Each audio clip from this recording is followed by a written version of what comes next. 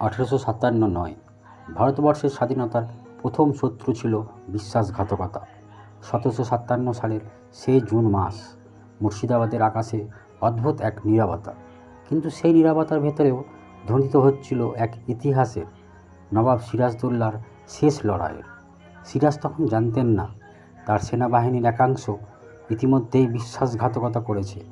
মির্জাফর, যাকে তিনি নিজের মতো বিশ্বাস করতেন, সেই ব্যক্তি ব্রিটিশদের সাথে গোপনে হাত মিলিয়েছে। আলীবর্দীর খাঁ দৌহিত্র সিরাজ আজ নিজের লোকেদের দ্বারাই ধোঁকা খাচ্ছেন।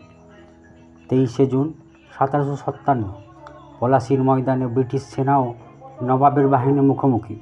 মুখে মুখে যুদ্ধ, কিন্তু ভেতরে চলছে নাটক। মির্জাফর ও রায়দুর্লভ দাঁড়িয়ে দাঁড়িয়ে যুদ্ধ দেখছে, অস্ত্র ধরেনি তারা। সিরাজের বিশ্বস্ত সেনারা পরাজিত, কারণ শত্রু ছিল তার ঘরের ভেতরেই। যুদ্ধ শেষে নবাব সিরাজ পালিয়ে যান।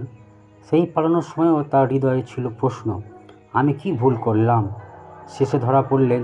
মির্জাফরের আদেশে সিরাজের জীবন শেষ করে দেওয়া হয়। এক সময়ে নবাব শেষমেশ নিজের রাজ্যেও আশ্রয় পাননি। এই গল্প শুধু সিরাজের নয়, এটি ভারতের প্রথম রাজনৈতিক বিশ্বাসঘাতকতার এক নির্মম অধ্যায়ের।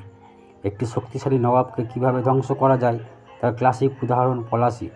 আজ আমরা জানি ব্রিটিশরা ভারত দখল করেছে, কিন্তু তারা শুরুটা করেছিল একটি বিশ্বাসঘাতকতার ছুরিতে। আপনারা কি মনে হয়, সিরাজদৌল্লা কি বিজয়ী হলে ইতিহাস কি অন্যরকম হতো?